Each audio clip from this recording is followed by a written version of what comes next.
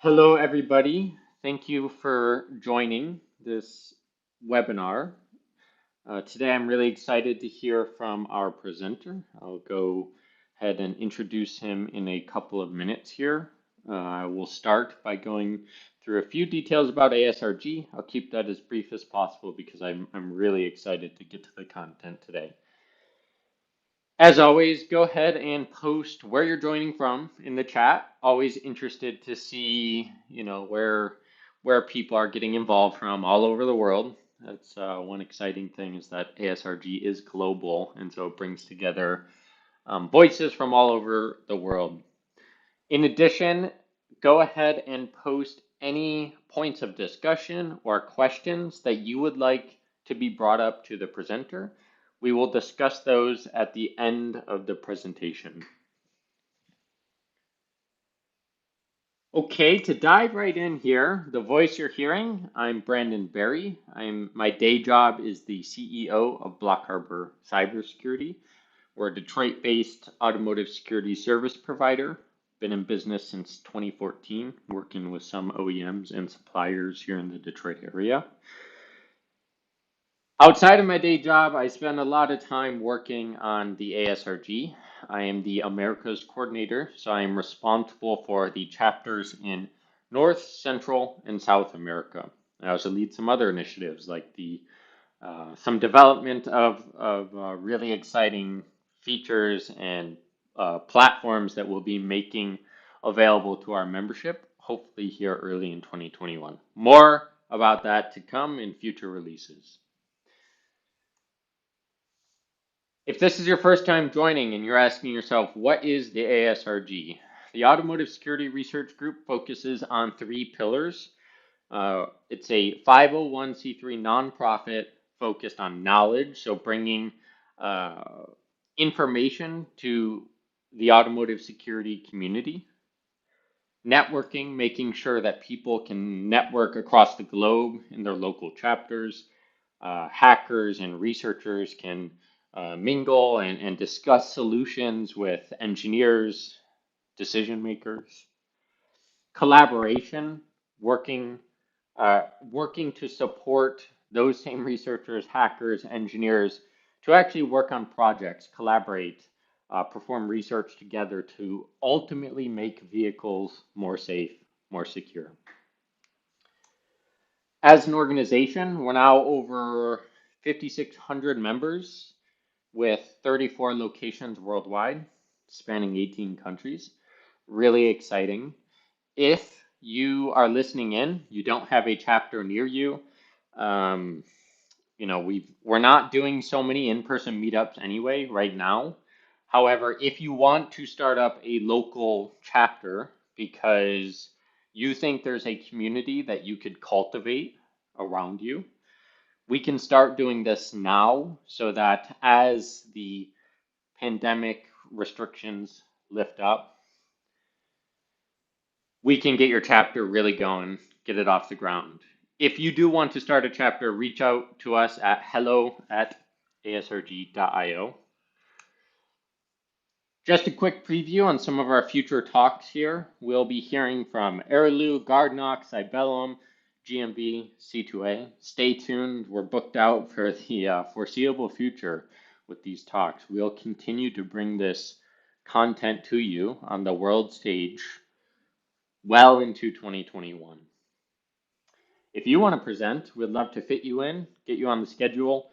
Reach out to us at cfp@asrg.io. Without further ado, I'm really excited about today's talk. It paints this kind of big problem of ISO SAE 21434 in terms of a practical application. We'll be hearing Bastian Kruck talk to us about this standard and how to use it across tools, teams, and organization. He'll be presenting on behalf of ITEMIS. So without further ado, Bastian, you have the stage. Good evening or good morning, wherever you are. Thank you. As you said, Bastian Kruck is my name, and I work for Itemis. And there we take care about the ISO SAE 21434.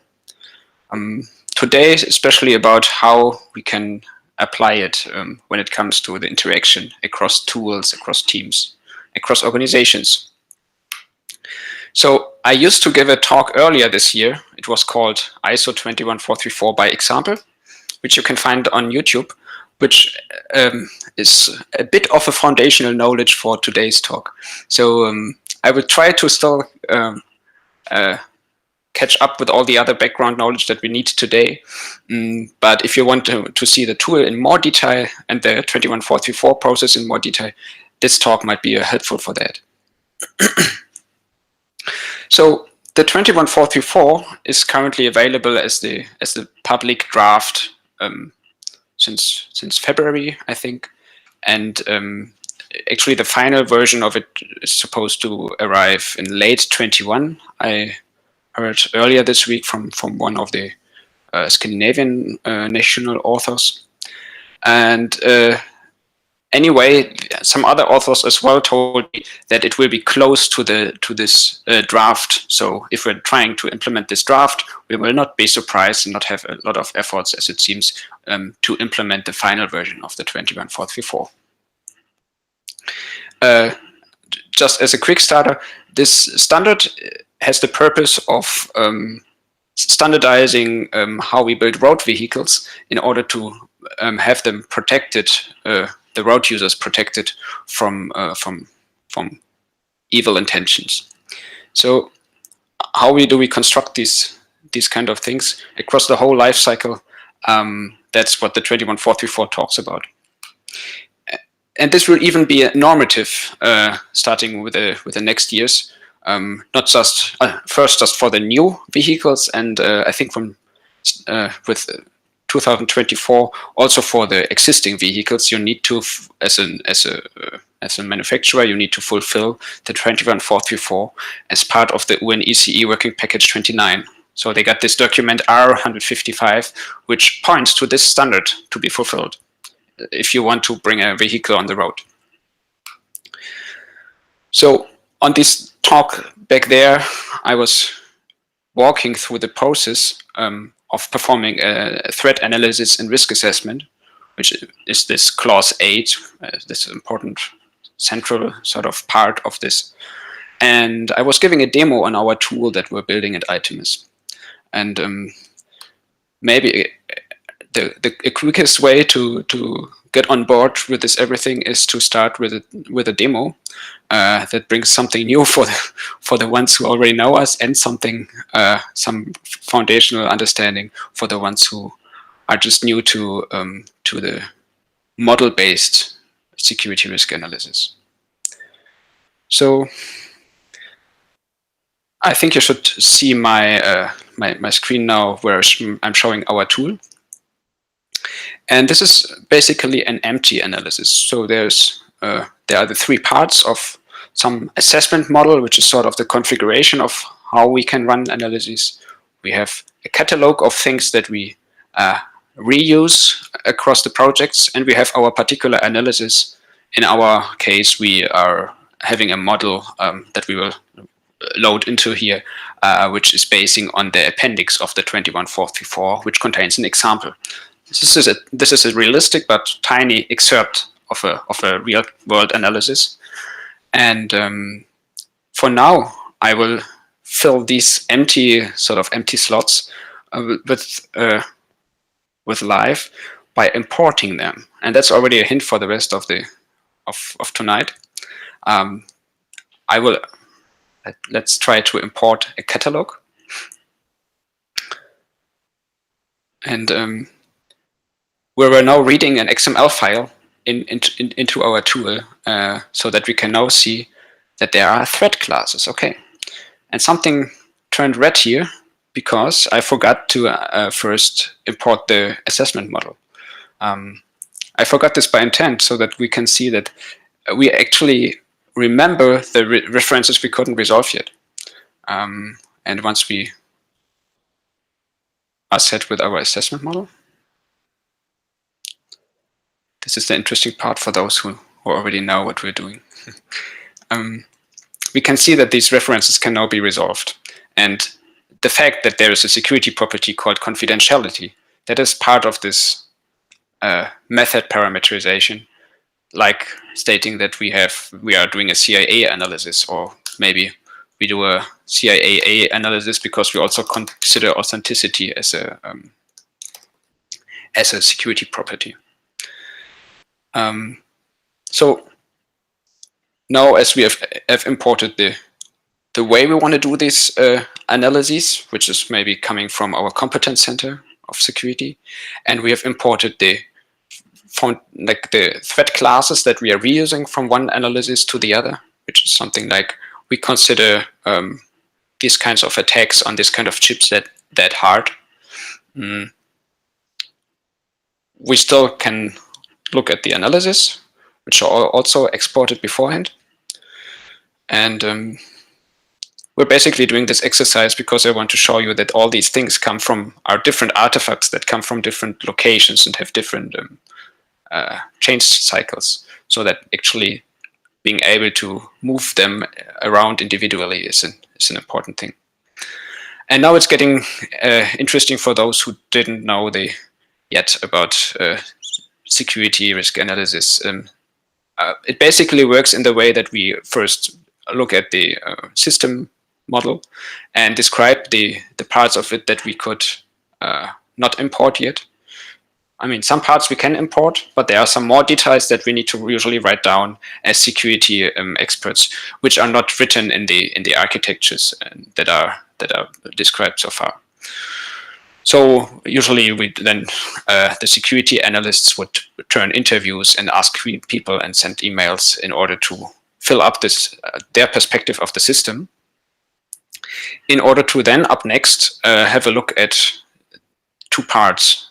One part would be the damage that can be yielded, the impact level, which in this example they were considering what happens if the headlamp turns off unexpectedly, and it seems that this can pose a life-threatening safety impact. I mean, if I put it down to no injuries, the overall impact level would change, right? So there would be a severe impact level for this damage scenario. And the second part I was referring to is how feasible is it to attack that one, which is what we describe in terms of threat scenarios and attack steps. So we have some factors that we are describing, which describe, for example, how much of expertise you need to run this particular attack step. And they will be summed up to some particular feasibility level. And in the end of the calculation, the impact level and the feasibility level are sort of thrown together, looked up in a table to determine the risk level that is sort of the product from the two. Which leaves us with actually we can draw this everything in a graph, right? Let's focus on a particular part of this. Maybe we can start with this one. So we see the damage scenario at the top with the damage levels, and it seems that the operational damage is the worst one for this damage scenario. And at the bottom in this reddish color, we can see the attacks and sort of the attack tree. So a number of paths that can be run to attack this asset, the security objective of the integrity of the switching the headlamp off or on. And we can see that there's a resulting risk level of that. For the spoofing threat scenario, it seems that an attacker on one hand needs to be able to craft CAN messages, because it's a spoofing attack on this CAN bus. But it's also that we need to get an entrance into the system. In this case, we're talking about the navigation system, which has a cellular and a Bluetooth interface. And so we've been modeling these two attacks and describing their feasibilities. And in this case, it seems like we can see that the feasibility for the Bluetooth intrusion is a bit higher, like more reddish, the color, than for the cellular attack, which means an attacker, as we have to assume, will probably choose to invade our system via Bluetooth in this case. That's why we also can see when I click up here that this path will be the preferred one.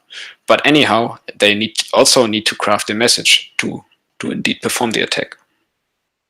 So that might be a bit already a bit special to those who are used to attack tree modeling. We're talking here about an attacker must perform both of these things, or an attacker may choose the weakest attack, the attack with the weakest feasibility, with the highest feasibility. And can also see here that this is a sort of expression that we can write down like that. So much I wanted to show you just as a background of the tool that we already have here. Does this make sense so far? I would ask if I was in a room with people. Okay.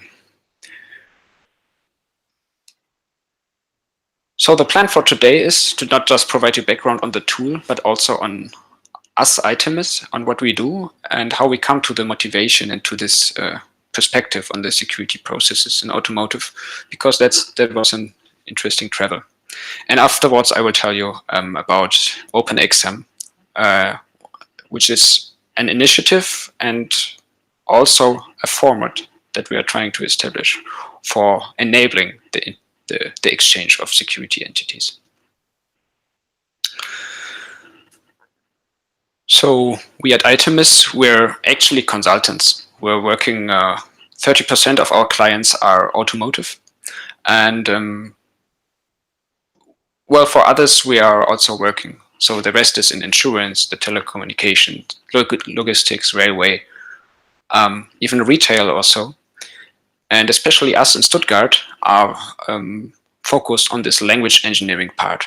We do a lot of embedded engineering, system engineering, model-based tooling development.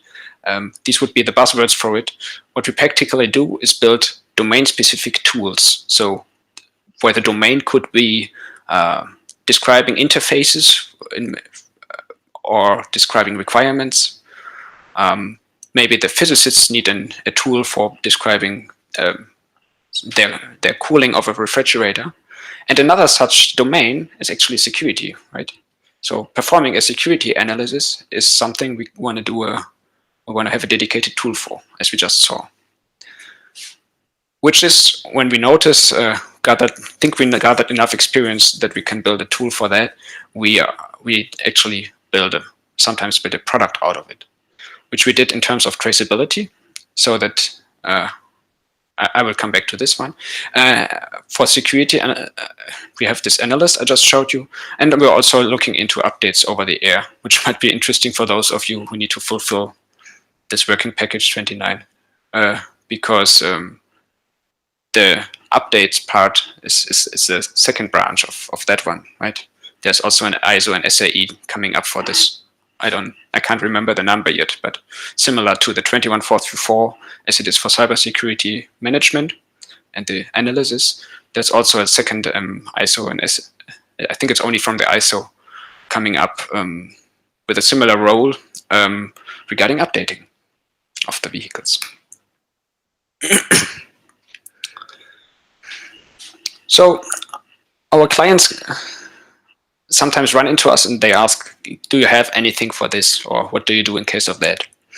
And so when they run at us and ask, do you have anything for security risk analysis, we can now say, yes, we have this funny shiny tool, YAKINDU Security Analyst, with which you can form your threat analysis and risk assessments, which does this calculation of risk levels.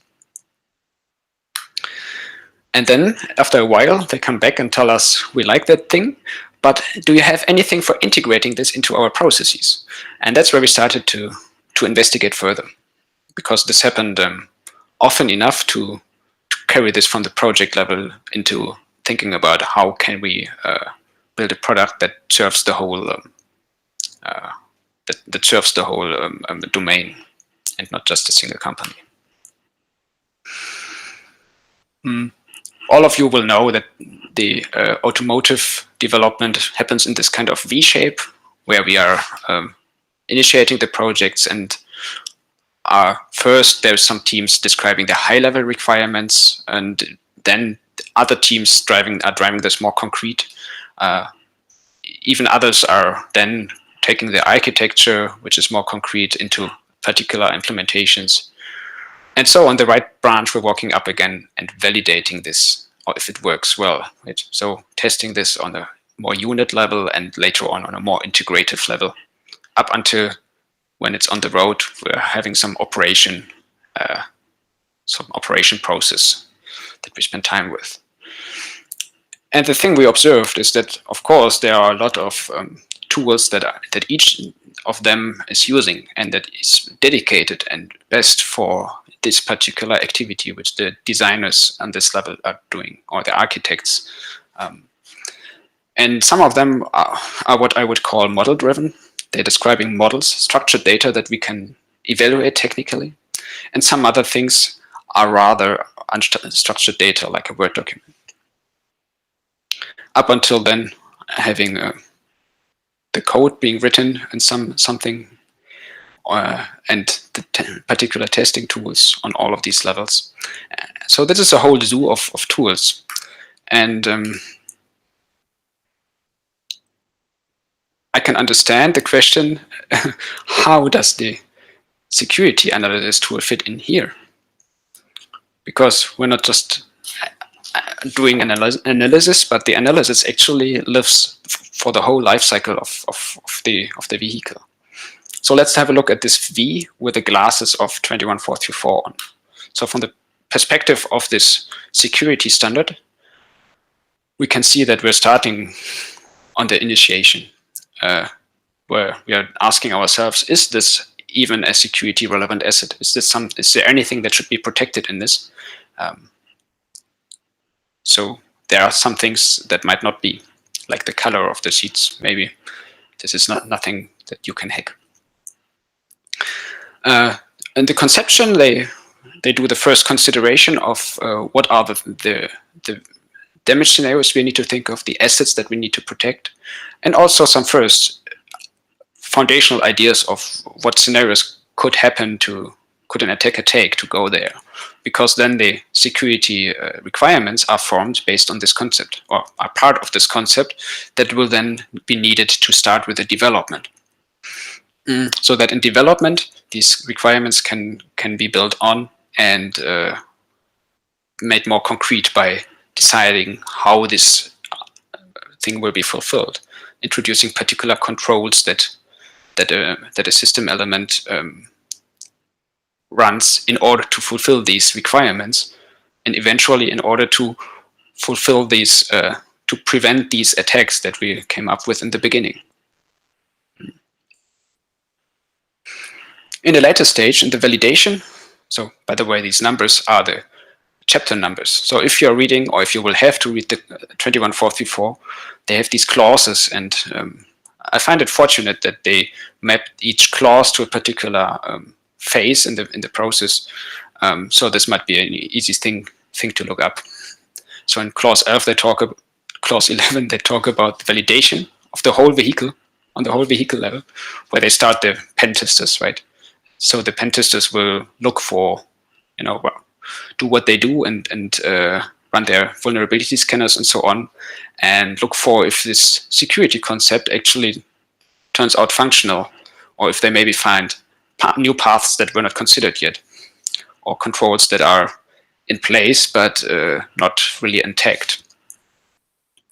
So this again poses some updates to the analysis, adding some more details and maybe refining considerations that have been done before. And in the end, there is the in the post-development, how they call it, during production, and once it's on the road, there are further activities that need to build on this, because when there's a 0-day coming out, the incident response team needs to somehow have a look at whether this is a relevant thing and how bad it actually is. So these things are working back and forth. And we have a couple of artifacts that come out of this. So what they call the item definition is basically the system description, which we saw before. We have this initial analysis document maybe, or the requirements, at some point add controls, and later we might have test scenarios or identify new attack paths and ratings. And these are artifacts that actually somehow need to end up in our ecosystem.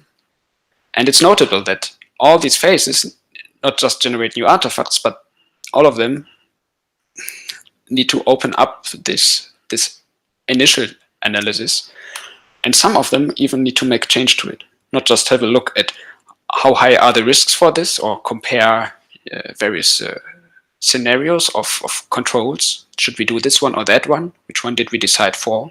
Did we consider this other alternative strategy?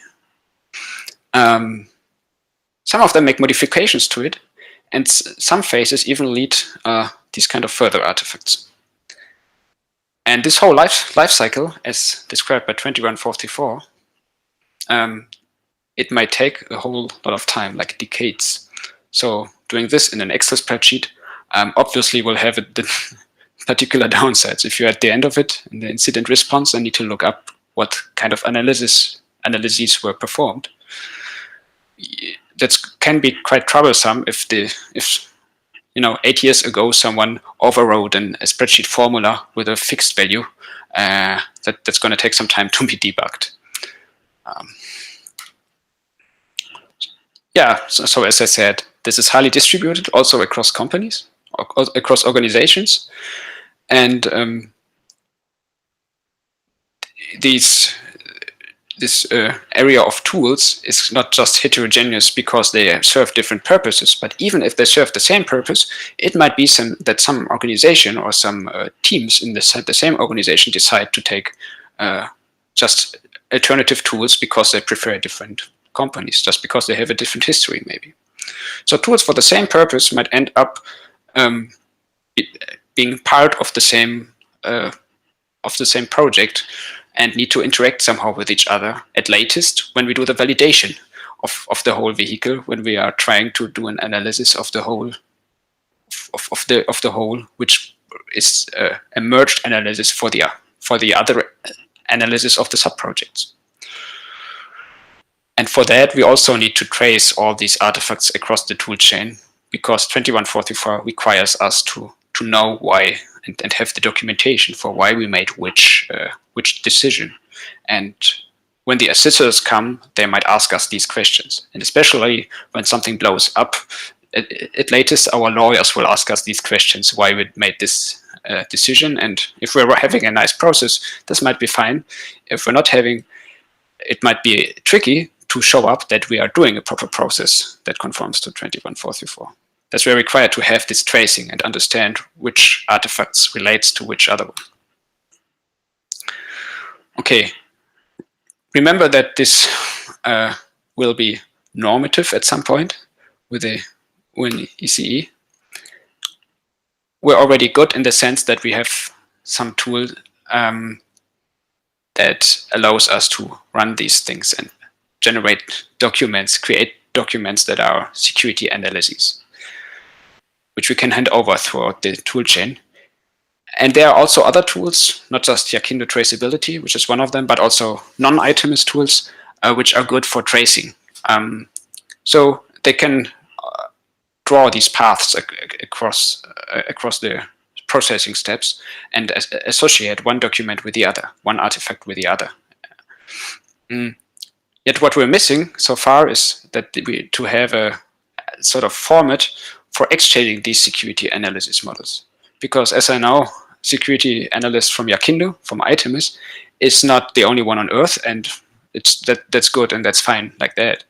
So we started thinking about how can this zoo of tools, also in the security landscape, a zoo of tools, how can they talk to each other, these tools?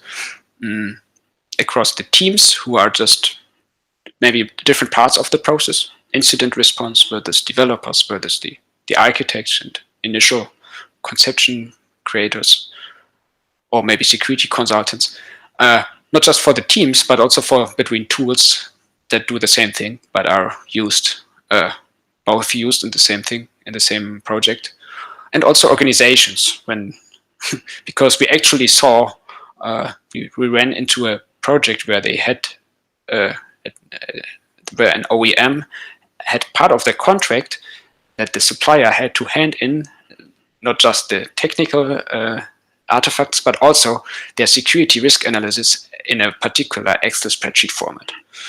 And we were wondering, how is this supposed to scale up once we are having this kind of requirements like the 21434. So we are aiming to replace this Excel spreadsheet as an interface also between organizations to something that is more, well, let's say more resilient from the process side of view. So I was telling you all this background in order to show you how we got here, because the OpenXM, this is still a lot of early stage work, and I think it's a nice place in here to show up vulnerable, because we can state openly that as Itemis, we don't know yet entirely how this is going to end up, and probably we shouldn't, because I mean, how can we alone decide on the strategy? That might just be turning this everything into a bit more effort. But actually, our aim is to produce some solutions that help and ease the process. So we launched this initiative. It has a website, openxm.io, and we wrote this invitation for participation, which is also a summary of what we ideated on how we see this whole thing to fit together. And we invited people to sort of sign up for being part of this, being contributors of this idea. And some of them came, and some of them agreed on they aim for this. Also at ASRG, I think they are about to invent something like technical committees, where we are considering this OpenXM idea to be one of these kind of working groups. Also from industry or from more foundational researchy places, there are people coming to think about this with us. And the interesting thing is also that we have some competitors that approached us and did exactly what we wanted, because we aim this to be an open thing where we can together have discussions on a format that is not owned by someone, that is a public format, so that also the competing tools can have an exchange format. So I have had to think of calendars. So if different scheduler systems still need to agree on their common standard, so that they are all working no matter what client I use, right? And so we started this initiative, and the results that we have so far are still a lot of suggestions, proposals that come from us at Itemis, but we're also with each of them in a discussion individually. And in the beginning of next year, we aim to open this up further in order to, we're still finding the platform to talk about these things, because we think an important thing at this stage is to talk about the use case that we want to fulfill with this. And the ones we observed so far are these. So on the first one, this tool chain integration, if we have this standardized interface, we can have various analyses being handed over from one stage to the next stage within the process. So towards the development, for example. We will also need this across organizations, as I already detailed. And I think that on the third one, I didn't go into detail yet, which is once the thing is on the road and we are receiving an email that there's a new 0 day out, we need to figure out how this affects actually our vehicles, and how bad it actually is. Is it the case for the next update or for an immediate recall?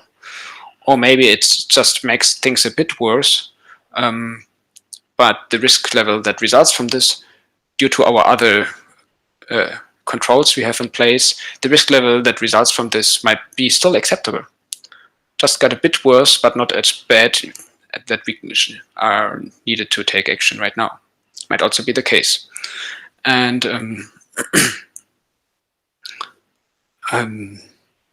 so for the first one, we made up our minds to, well, the easiest one, the first start could be to import system elements from the technical architect tools, like an enterprise architect or Prevision from Vector or so, or Rhapsody. So they are the description of this item that we are analyzing. And even though we have to add details, we also want to start from something so that we have this trace that already established. That's a big advantage, right? So what we imagined in this system model integration, it would be maybe if we are able to tag elements in the in my enterprise architect as security relevant, then I could run an export script that creates my system elements.xm, and I can import them into the security analysis so that we can then base on these elements that were selected and fill the gaps where we are still looking for further details, like what kind of cipher is used here also. That would be one of the use cases. And by the way, please don't fall asleep. I think that today I will manage, like, from these 6 points that are on my agenda. I think that in at least one of them you might be bored, but it depends on what kind of technical focus you have. So maybe the more business point of people will care more about the use cases, but we'll get bored soonish when we're looking into the XML.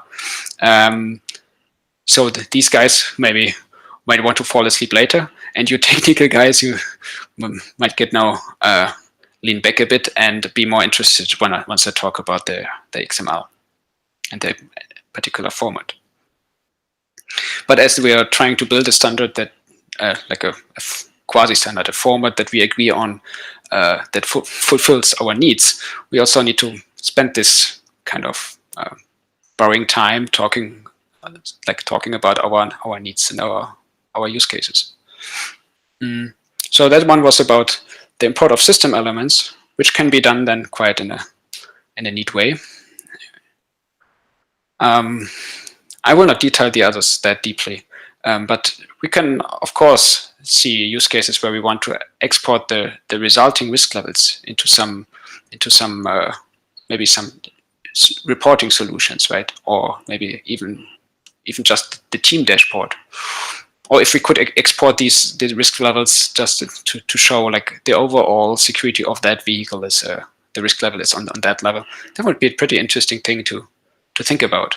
And for that integration to be able to be implemented, we would need some way to pull out also these values that the analyst, the tool, is calculating. And the tool needs to provide some means to be able to support these tracing things, we think. So since we want to have the tracing of relations and artifacts across the whole process, and 21.434 requires them to be part of this change management tools and systems. It might also be useful to annotate, if we annotate a component with some other ID, or maybe with the EA ID, we will be able to handle imports that only know about the EA ID. We will be able to handle them well, and sort of lower the implementation effort for the one who is generating this XM, this file. So it might be important to have a means to store external IDs. And there are also security tools that should build on each other's work products, because some are built for pen testing, some others are built for something else, of course. So within the second use case, I think I already took it mainly away. There are these organizations which need to talk to each other, also technically, and this handover of security entities will be something that will not work if we need to copy things out of an Excel spreadsheet. or a Word document. And it's also okay and expectable that there will be a diversity of these tools, and Itemis is not going to be the only one that is producing a security tool. I mean, hopefully, because diversity is also a good thing. So these tools, in any case, should chain up without manual copying. So for the last use case, and then I'm almost done with this theoretical talk.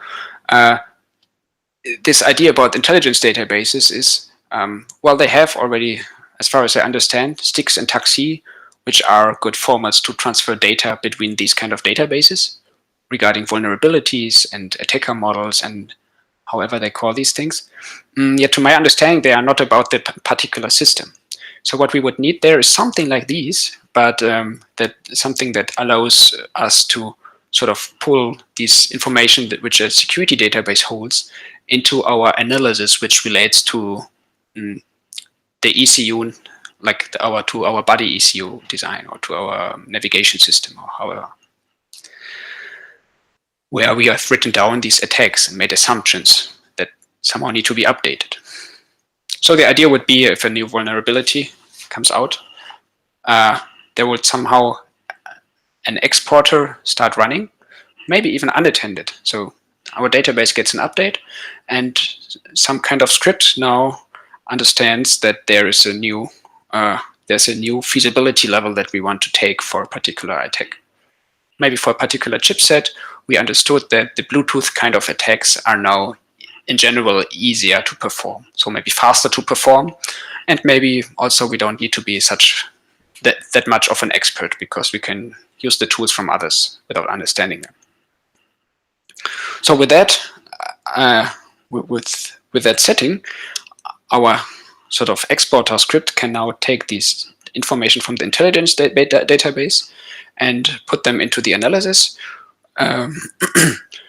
and let it perform recalculations. So if the risk level then raises too high, or like to an unacceptable high level, only then we need to involve a human, right? Maybe, I mean, if in this, so far this is a wet dream, but only then we would need to ring an alarm, send emails, and draw attention on us. But maybe beforehand, we're able to just modify the risk levels in our catalogs and pulling out these things in some kind of CI job and some kind of think of a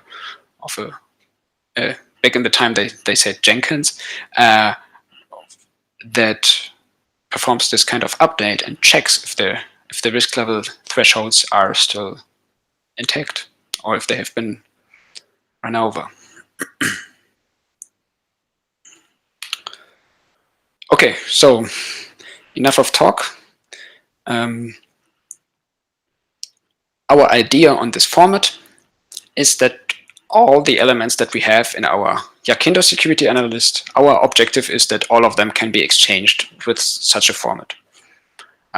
Probably or not all of them will make it into OpenXM in this agreed on standard, but all of them will make it into, probably will make it into our sort of proprietary XM idea. With the exception of custom extension code, like indeed writing Java-like code is possible in some cases in our tool.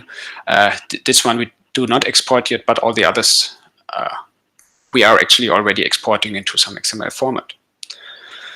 And these kind of files can contain a whole model and basically be the whole analysis, as I showed you in the beginning.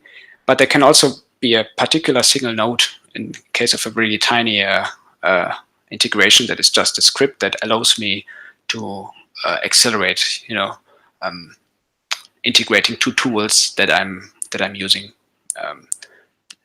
We can also think of very small kind of integrations with low that should be doable with low effort, which are not like the enterprise grade integration issue, but just local. I want my tools to talk with each other kind of issue. It seems to be important to differentiate, as usual, the updating from creating something new, for which we have three kinds of ways to identify a node. We'll come back to this.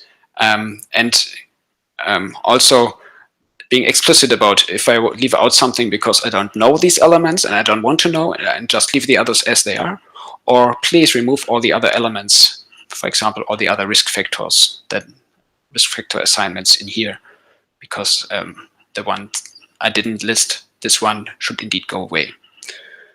And what we did in the analyst, in our tool, is that since it's tough to, and we're just at the beginning, it's tough to document this everything and keep it up to date, which is why we created just a button to export a particular node to XM. And then I can just copy the contents or refer to this file. And if I now paste it into some place, I can indeed look at this format. And this is a way how we are developing this format, and how I actually created the examples today, by modeling what I want to see in the tool first, and then hitting the export button.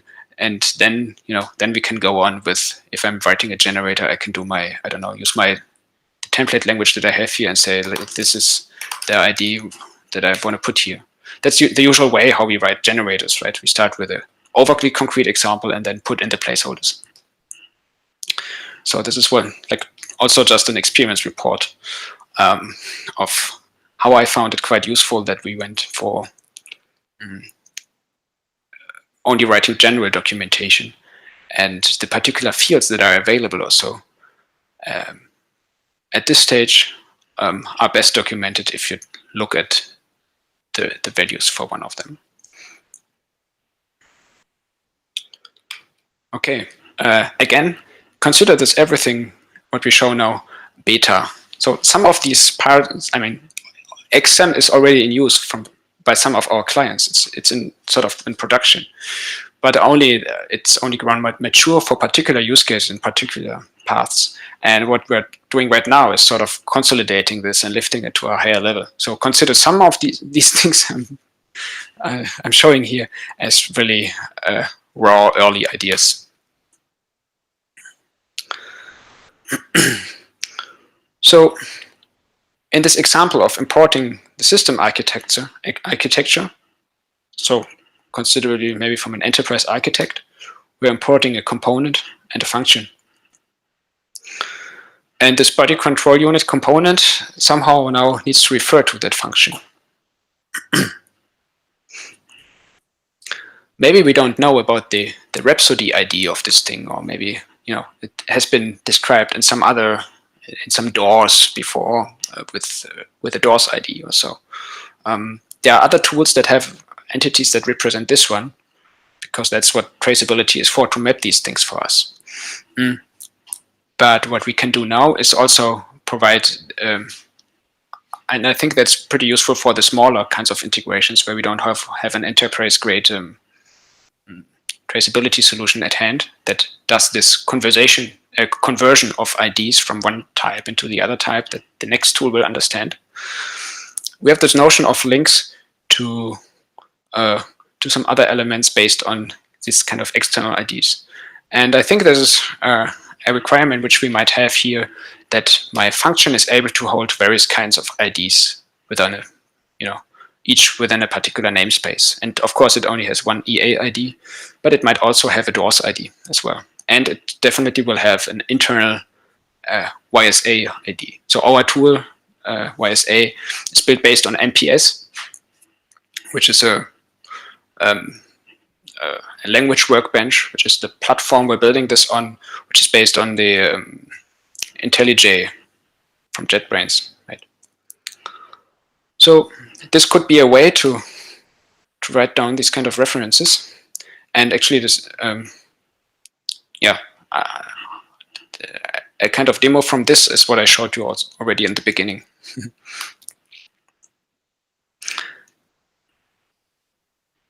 Just again, this kind of IDs, like our internal IDs, let us be highest specific if these are just entities that we only created ourselves and we only know our own IDs, internal IDs about this. So that would be, so far we write MPS, and we have a model that we refer to, and we have the ID of this node within that model. And this is the ones that we own ourselves and allow to perform use cases where you might just want to transfer a particular thing from one analysis to the other. Of course, you can copy and paste also elements. That works well. But maybe across computers, this will not work well because I don't know how to email my clipboard. For these kind of higher order elements. But with an XM format, you could indeed do so. There will be these external IDs, which are just motivated, which we can, as a YSA, remember to allow referencing them. And also when updating a node, it's important to understand, are these two nodes identical? Which one should I update? And we can use this EA ID on the next time when you do a re-import, when you import things again, we can update this particular function and will not be creating a new one. And the last kind of reference, which we found some use cases for the rather smaller integrations for testing, will be to refer to things by their name, which is not something you want to do in an enterprise for functions. But maybe for a security property, this is a pretty stable thing, and you don't care about which assessment model, which configuration of your analysis you're running, because that CS for confidentiality might be something that we prefer, being these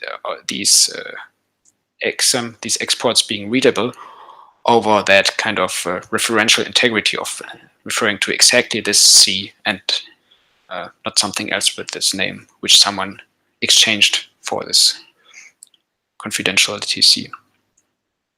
So in references to the assessment model, we switched over to take the names as a reference because they allow us to have these imports much more readable.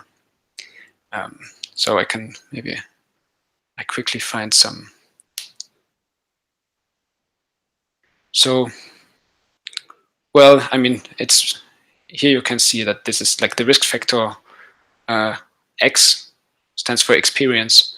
This is also a parameter, and having like just 3 IDs written here, that would totally turn this debugging into a mess. Now 21434 introduced these as short abbreviations, and that's why we started from that. Our risk factor experience then is called X0 because 21434 suggested so. But this is an example for these kind of name-based references, because this expertise of level 0 is something that might make sense to have stable across the whole. But our tool is built in the way, of course, that you can, in this place, when you can write one of the kind of reference, you can also write the other kinds. You just need to make sure that the IDs on the other end are already written there, or otherwise we will not be able to resolve them and just need to will be waiting until the tool finds such ID. But yeah, so this allows us to, when exporting, you can have readable things and start quickly. But when you want to build this, for some reason you want to be more precise here and have your DOORS ID of something used instead, you can do so. You just need to have also imported that this particular risk level in your assessment model, this X0, will have that particular DOORS ID already with it.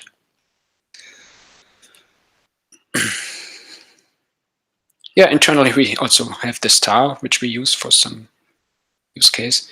Yeah, of course, even worse, if 2 names collide, then it will not be clear what you're referring to. But it allows us to do some quick experiments. So we've been talking about this ID, and I just wanted to point out, maybe in this example, our objective was to remove all the to-dos from this component, from this function when importing. If you would have left out this XML node, the existing to-dos of the function would just have been left untouched.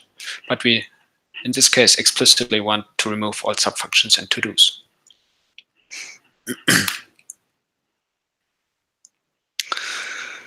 Okay, so now I wanted to show you how such update from intelligence database, I wanted to show you how far we are with implementing such.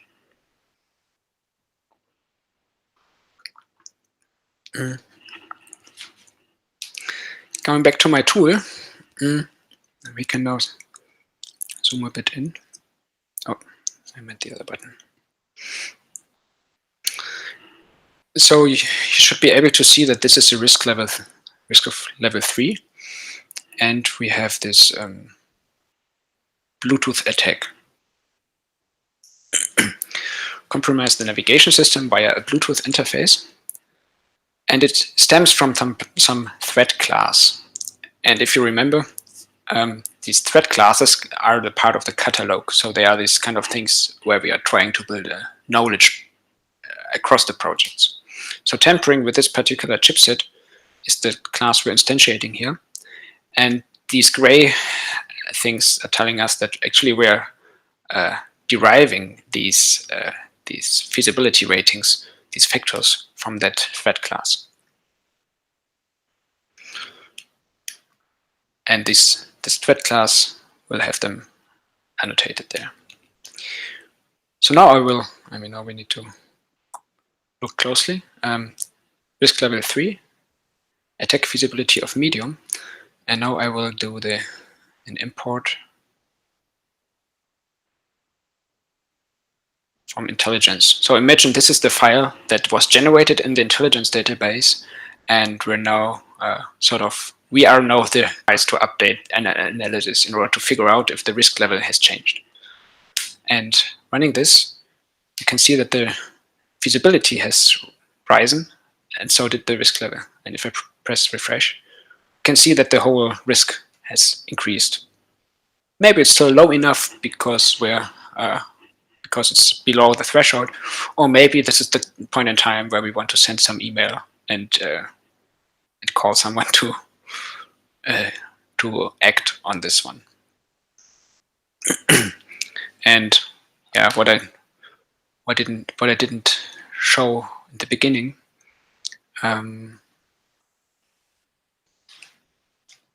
might in general be interesting to say that we can introduce controls in this everything.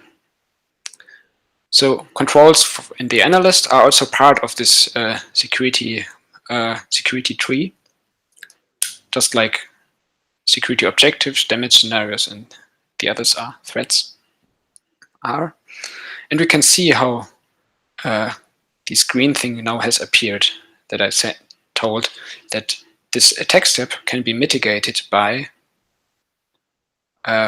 whitelisting.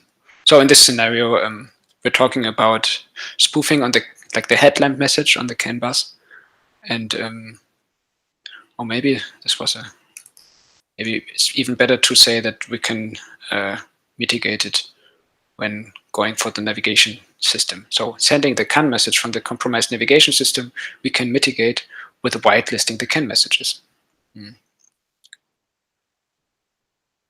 Which leads to a funny looking graph. But we can see that this one has reduced the feasibility back down again, because we are having a pretty hard to break control. Remember, controls are not just telling you you can forget about this, but controls are something that can also be broken. I mean, from the keys and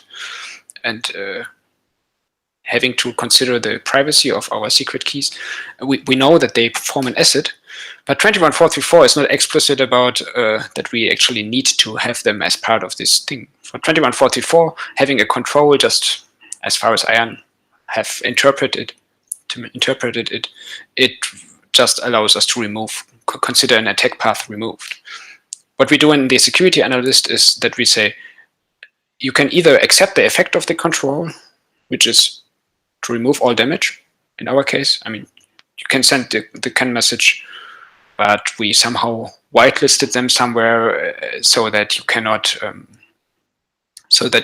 send the headlamp off message from the navigation ECU, because there's no point in the navigation ECU turning off the headlamp. So it could remove all damage, but there are two other paths. Either you could break the control itself somehow. I don't know, physically open it up, or this is just breaking itself. Or you can break some assets of the control depends on, which in this case could be maybe the integrity of that whitelist. If you can somehow hack into the navigation system, you might also be able to overwrite the whitelisting writable memory, and this has some compromising attack step and so on. But yeah, there was a side story. I just wanted to tell you, controls should be part of the security tree as well. And this everything actually gives us the focus on, before talking about the XML formats, and we will also need to have the discussions about, in general, the meta model that we're running here. Because from my point of view, I cannot really make up a case where an analysis would not contain controls as sort of evaluated things that somehow depend on assets. It might be that there are other ways to express it that are equivalent, and then we can talk about this. But I think just removing all attack paths that will, like the listed number of attack paths from a control, might be an unlucky way to describe it, because it leads to a lot of downstream efforts, and that's a discussion we will need to perform. So I can just give you some more impressions. For example, we are able to write markdown in our descriptions, and you can even use the name of elements to link to them. So, which is a funny feature. If I in here, if I'm referring to, if I somehow write that I'm curious in security objective 5, and oops, that was the wrong button. If I'm somehow referring to security objective 5, we can enter now data that are not just unstructured, which would be usually if you're at the end of your tool, you have to write it down in some Word document. But you can add descriptions to this particular element, and these descriptions, this link now, actually points to this security objective. So somehow I refer to it, and the fun feature now is if I say find usages of this security objective, we will find this mentioning in the description. So just linking to it from a description is something that we can evaluate from the model point of view. And I think this is a neat feature, which something that we as language enthusiasts are enthusiastic for, which is maybe an example for some feature that we are building into it, but that not all other vendors want to build into their security analysis tools, I can imagine. Some other reference would be, yeah, this actually security objective 5 is indeed what control 2 depends on. So, and indeed something that we evaluate for calculating the risks, while this one is just a link, just a hyperlink in Markdown style. I told you about referencing by name often enough. There's this existing elements thing, which we need to place sometimes to be explicit about. I want to only add this thread, and all the other threads that are here and that are not identical with this one, just leave them there, and then place the existing elements here. Because if I wouldn't do it, it wouldn't be clear if you want to remove all the others or what should happen then. So our semantics is if you would leave them out, then afterwards this collection of elements should only contain this element and not the existing ones. As you saw, we have these kind of expressions. Just let me go back. That allow us to formulate that an attacker must definitely, an attacker who runs the spoofing scenario, must somehow craft these scan messages on the navigation system, but then he might choose how to get there before, either via cellular or via Bluetooth. And this must in may semantics, we also allowed to be easily expressible in the XAML format. So this is indeed a tiny language that we're parsing. You may also put some better links, not just a name, but also some things with IDs. But this is something where we can start with to have something that we can debug, right? Okay, I have one more demo that I want to show, and then then there might be some questions that you want to ask. So imagine we're now in the late stage of validating the whole vehicle, and there have been a couple of analyses made, and now I'm sort of having a tool that has to merge these analyses that have been performed so that I can have a picture of the whole vehicle. That is a high gain also in terms of size and the tool being able to handle it. But from the integration point of view, I will have maybe the threads, like the analyzed thread scenarios coming in from one place. And after importing it, here we can see that the one onboard tester has appeared new. So the onboard tester is part of that sub-project, sub-analysis from somewhere else. And we can also see that the system element it's acting on was not present yet. So we use this MPS sort of reference. And the thing is that we remembered that this empty slot is supposed to reference to an element of this ID. And something that I really find fancy is if I now import the particular component, which might stem from some other source, right? Which might come out of prevision. And if I import this component with that particular ID, it will just resolve, and this onboard tester component now is referenced properly. So we can have these files being imported independently and then merged. And if something goes wrong, we can even merge them interactively and fix some things interactively if it's just particular things.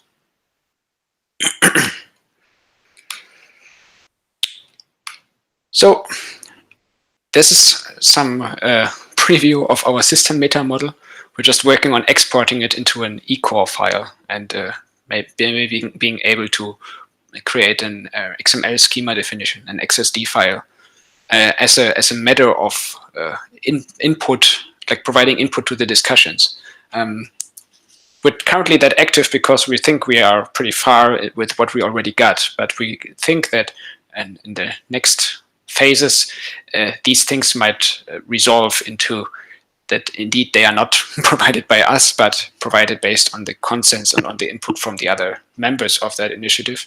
It's just that we are in this early stage that, well, that maybe it will be a useful thing for us to post the first request for comments, as they say in the internet standards, right?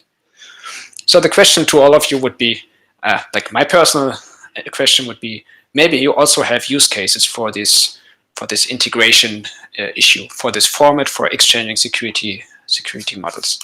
I could still detail a bit on where we are going now, but the essence is clear. We are going on at Artemis with publishing what we have so far. We're trying to open source our meta model, our format. And with the working group, let's go on with identifying use cases, creating maybe sample projects for them, and then discuss, design suitable meta models, formats, document it publicly available. That would be my dream, and even do this kind of compatibility hackathons, which I personally have a history in implementing schedulers, and I know that there are some initiatives where people from the various companies, from Apple and from Google and whatever, then meet in some particular place, when it was still allowed to meet personally, and they did some kind of hackathon where they integrated each other tools, so that, I don't know, the guy from eGroupware was using the new feature that Apple just implemented with his eGroupware implementation of the same feature, and they then could debug it live and understand if it's working well or not, and why. So I would like to do such kind of hackathons also with you if you're implementing security tools. But for that, we first need to have this kind of common ground of a language, which we call OpenXM. So that's it from my slides point of view. Okay. Bastian, thank you so much for this presentation. I really enjoy it. You know, it's honestly such a technical depth that I'll have to go back and watch it a few times to really try and wrap my head around some of your design decisions with OpenXM. And correct me if I'm pronouncing that or the preferred pronunciation for that open standard. Let's consider also the name a public asset, and we can also make up a new one if needed. So, okay, I'm looking at the questions from the audience. I do want to address some specific ones before we discuss the broader presentation. So one Stefan was asking was, I mean, this is so complicated. Yeah, you're pointing to the fact that you need to be able to pass live data, you know, between your kind of production and back through your risk analysis. You know, it's this kind of loop that never stops between risk analysis and you know, your production and operations because of a changing threat landscape. So what does data versioning look like in this system? Is it that you know, you can save off a risk analysis as version 1 and then start working on version 2? Is it that you're always working on live data? What does that look like?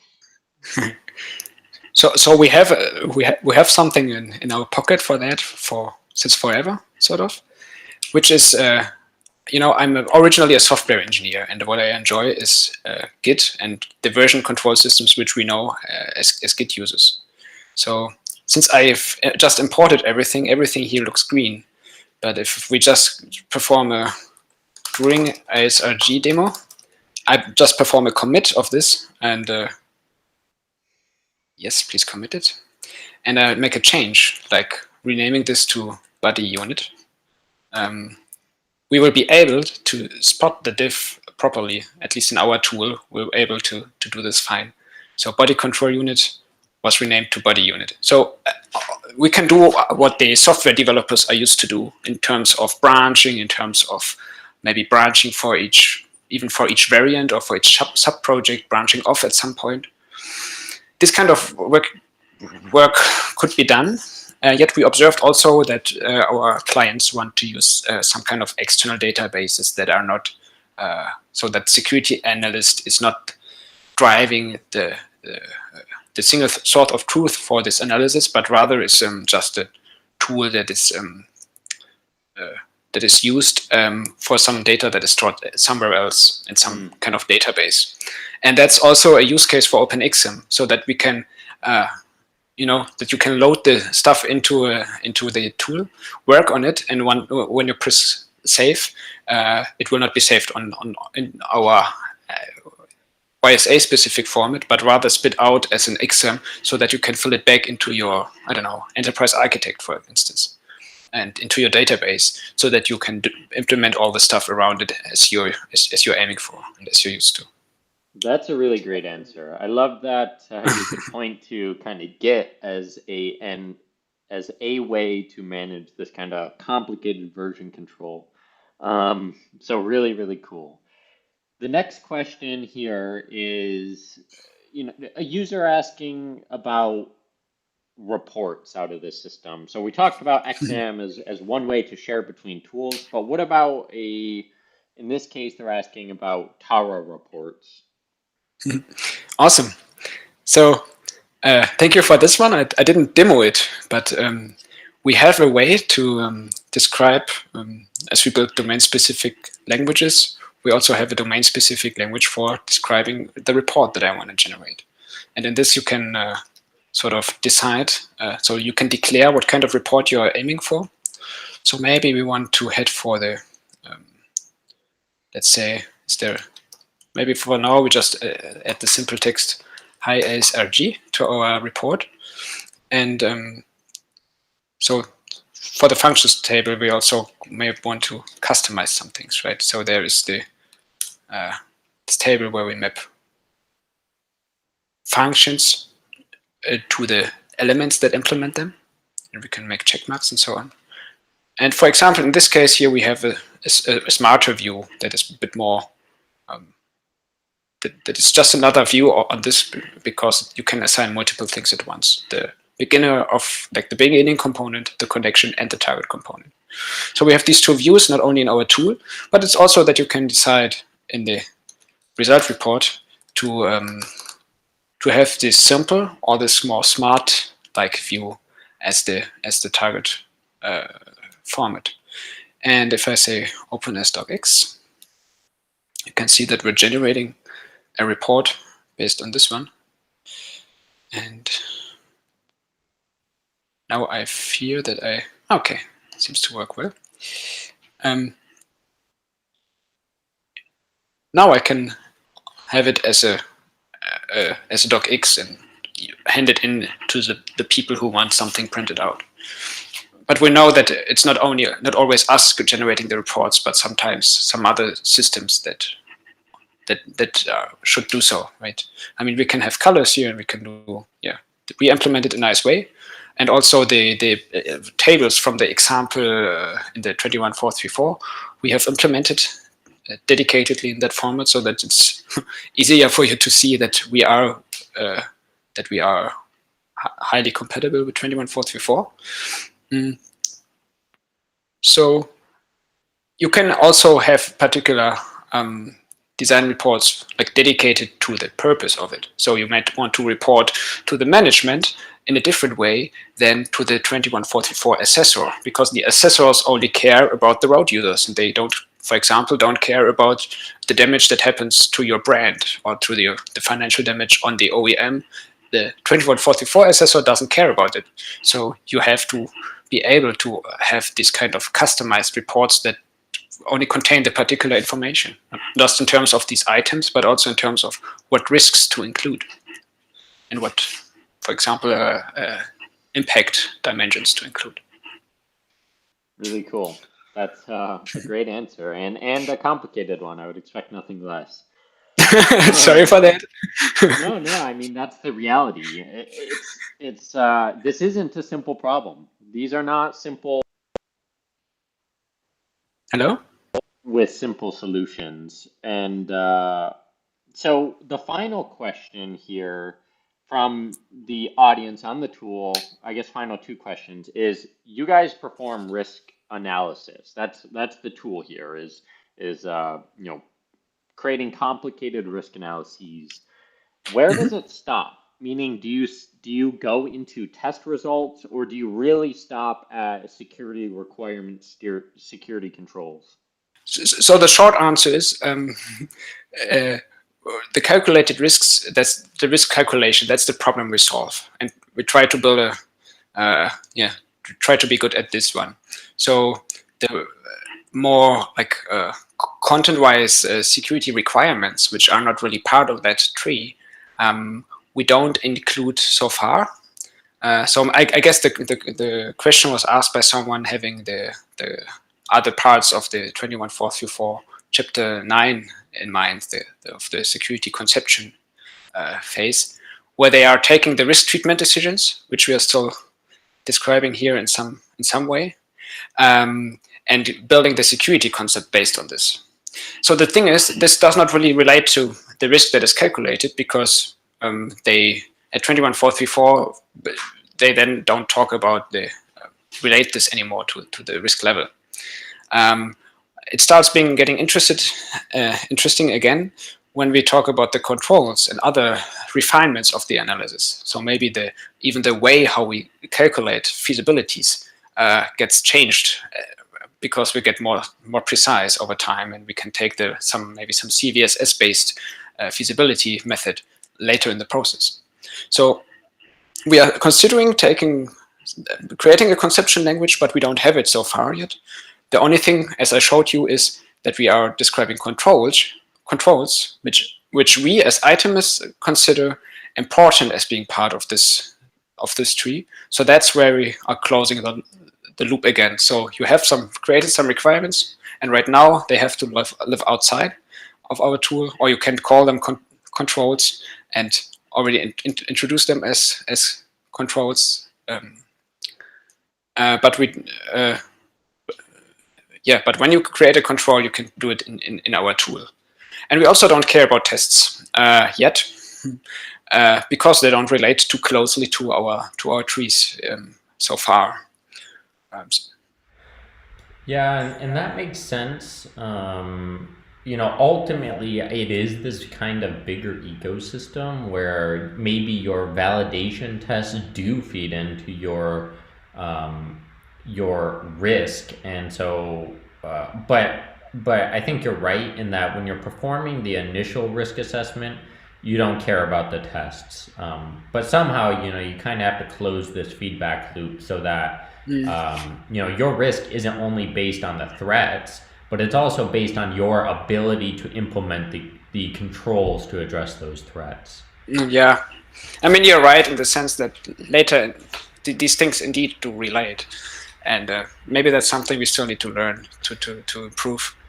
But I mean, on the other hand, it might also be that just the resulting new feasibility that is calculated from some other tool needs to be fed into the security analyst. Maybe this calculation turns out to be a good thing that some other tool can do better, some other knowledge. Okay, so let me ask another question here from the audience. Hopefully they stuck around to hear this answer. But how are you? Okay, this is relevant to performing TARAs. Does Itemus have a solution? Do you integrate so that you could do HARAs with an H for safety within this tool, or combine them in some way? Just because the roles and responsibilities within these organizations may encompass both. Yes. So let me go for to the dangerous thing of opening something with my screen shared. So the short answer is no, because safety is just from our mind. This is something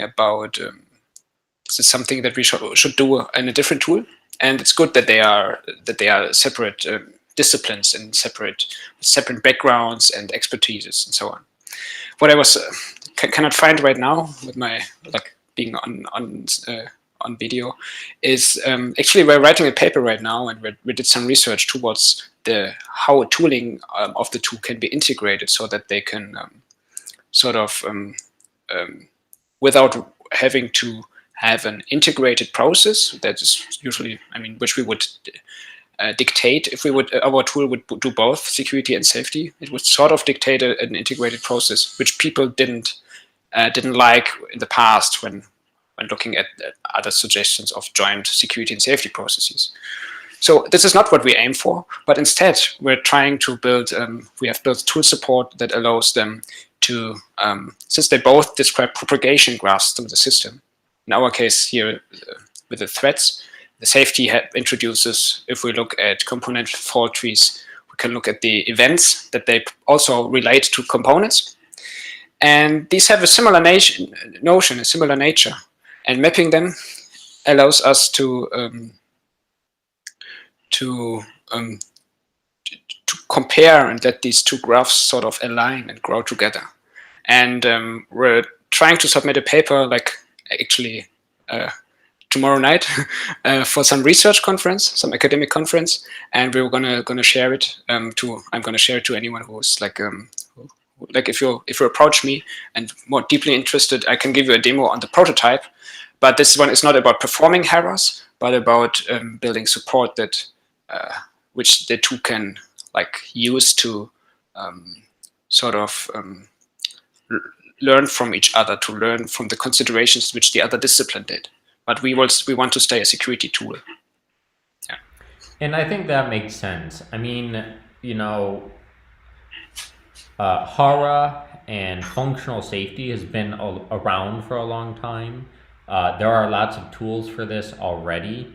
And at some point, I mean, cybersecurity and safety are intertwined, but they're fundamentally different and they require fundamentally different roles because of the very reason that we've both mentioned, which is that the threats to cybersecurity are changing constantly, causing you to frequently go through this process. So, okay, so let's talk about OpenXM a little bit. I mean, I see it in the comments as well. This is a really awesome idea because this problem of automotive security is very big. It's very, you know, when you're going through vehicle cybersecurity engineering, it's different companies working together, different organizations working together inside of one company. There's a lot of parties involved, and ultimately there's a lot of tools involved, a lot of different tool sets involved, and you need some way to pass security information between these different tools. And so OpenXM, I guess I just want to point out to the audience that the only way OpenXM works is when you have all kind of aspects of 21434 and vehicle cybersecurity engineering involved so that you can make the open model, data model, span the entire process. So really, if this is something that interests you, being able to share data between tools, maybe being able to output from your tools in this format, you should really go check out this format so that you can partner with Itemis and others to help make this format more holistic, more inclusive, more useful to everyone, because I think it is a really, really cool idea. True. I think so too. So, okay. I think that concludes the messages from and comments from the audience. Basti, is there anything else you want to leave the audience with before we close out? So first of all, thanks for joining. And I just opened like as a small preview regarding the safety question. So this is like the kind of assistance that we imagine for that could be useful for, I mean, also this is just research, but so maybe availability of automated steering as a security objective could be something similar to the security event, to the safety event of having the too low force on these wheels in an example. And maybe that's something to, I mean, for the safety interested guys of you to as a seed to keep in your mind. If we would be able to map these things, we can build very, very interesting tools. But in general, yeah, first maybe on the practical side, we're interested in getting the integration done first, and we'll be glad if you join us to the OpenXM initiative. Great. Well, I do want to thank everyone for joining. I want to thank Bastian and Itemis for presenting here. I think this is really awesome work. You know, it's also, I know, in use in industry, and so it's getting better. The tool is getting better each and every day. I know Bastian is addressing a lot of the really big and hard challenges in this space when it comes to security risk assessment for automotive security engineering. So again, thank you, Bastian. Thank you, Itemis. Thank you for being a part of the industry and collaborating with open communities like Geneva and the ASRG.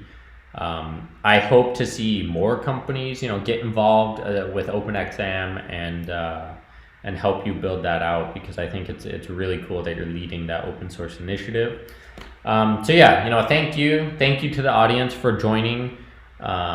Stay tuned for the next presentation, because again, we have a very good lineup upcoming. And with that said, we'll go ahead and close out. Thanks, everyone. Thank you.